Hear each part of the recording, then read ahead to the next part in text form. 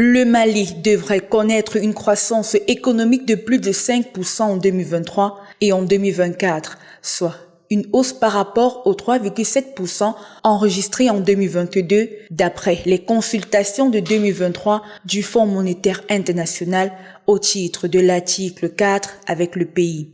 Cette embellie serait due aux résultats positifs dans la production agricole et aurifère du pays.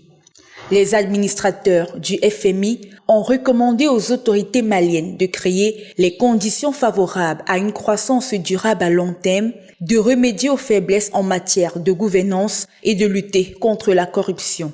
Le FMI prévoit une croissance économique de 5% en 2023, 2024 et 2025 au Mali grâce à la dynamique des exportations d'or et de produits agricoles. Malgré les chocs subis ces 3 dernières années, l'économie malienne s'est montrée résiliente avec une croissance économique supérieure à 3,1% en 2021 et à 3,7% en 2022, ainsi qu'un embargo au premier semestre de 2022. La reprise économique au Mali a été renforcée par un plan d'urgence économique mis en place par le pays pour contrôler les effets collatéraux liés à l'inflation.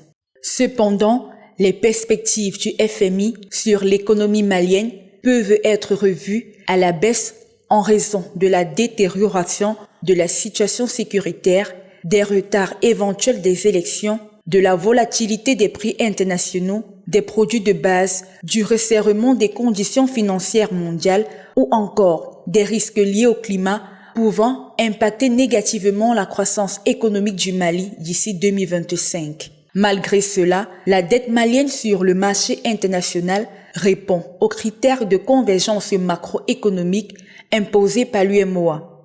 Depuis quelques mois, une austérité budgétaire est imposée par l'actuelle architecture de la primature dans le cadre de la réduction des voyages à l'étranger. Cette réduction des coûts budgétaires pourrait permettre au Mali d'atteindre une telle croissance économique. En outre, l'inflation au Mali qui atteint 10% en 2022 devrait descendre à 5% en 2023 sous l'effet des chocs engendrés par l'invasion de l'Ukraine par la Russie et par les sanctions régionales affectant les prix de l'énergie et des denrées alimentaires, selon le Fonds monétaire international.